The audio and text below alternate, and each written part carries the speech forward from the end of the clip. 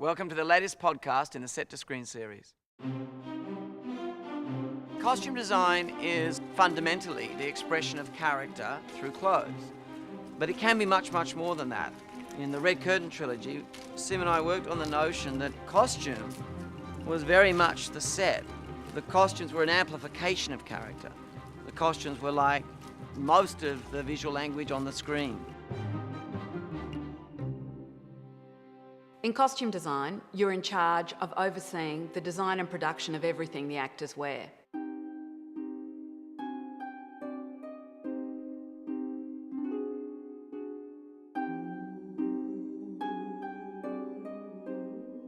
I think the biggest challenge is the massive scale of it overall, that you're sort of chasing the hugeness of it all the time. It's like a galloping horse. To give you an idea, in Moulin Rouge there were 480 costumes in total, including all the extras costumes. In this movie we're somewhere between 1,800 and 2,000 costumes.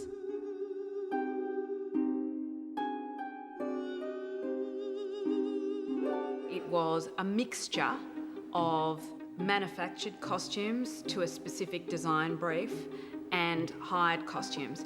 I favour this mix in a crowd scene because I think it makes it look more authentic. There seems to be a more authentic texture about it because there's a certain randomness that's injected by the hiring, which makes it feel more real.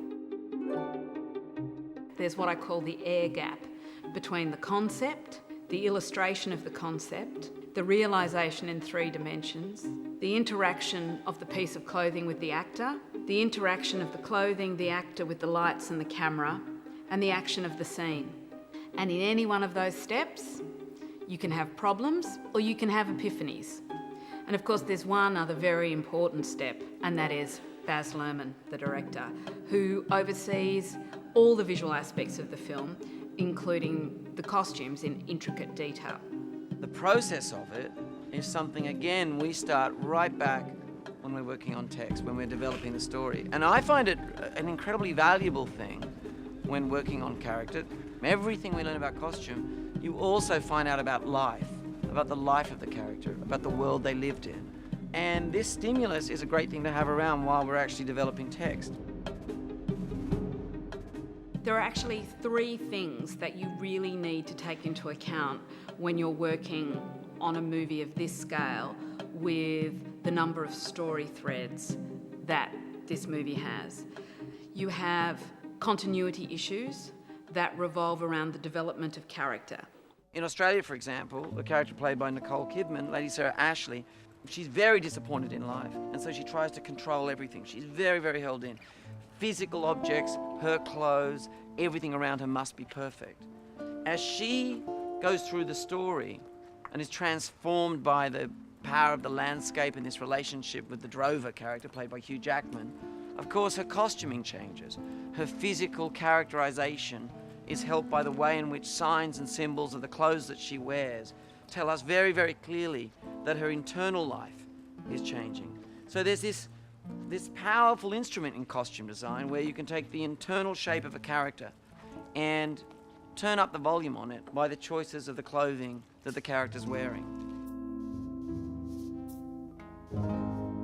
Secondly, we have what is called breaking down, because there are many stunt and action sequences. There's a large cattle drove in the film, and obviously over the journey, their clothes get dirtier and dirtier. Similarly, for action, in both a stunt sense and also just in a dramatic sense, you might need to manufacture the same item of clothing.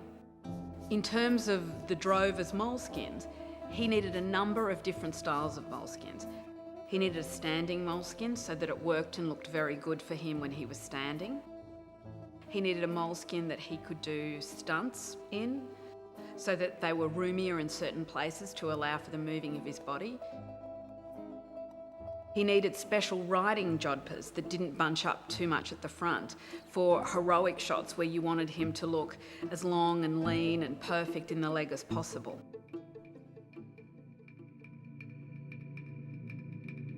In Australia, we have a large and very important Indigenous cast. And so with lots of research, lots of discussion, lots of collaboration with those characters, we started to develop a language based absolutely in fact and research and photographic evidence from the period. And it was a fascinating experience for me as a costume designer to actually realise how meaningful body decoration actually is, that you actually need to ask permission for someone to be able to use or wear certain things, that certain things are taboo for certain people to wear. And it's very much alive amongst our Indigenous cast, and we tried to be culturally as true as we possibly could. Of course, all this complexity is not achieved by me alone. I have a very large team of costumiers, people that construct all the costumes, and of course, this team has to be headed by someone, and that's my costume supervisor, Eliza Godman. Movie making is hundreds of opening nights. And you can't be arrogant enough to believe that even though you've done everything you can, that on the day, because of circumstances that you can't predict, that the thing doesn't work and you have to be prepared to go back into the truck and turn it around on a dime, like that. Go to the website to learn how to participate in the Set to Screen series.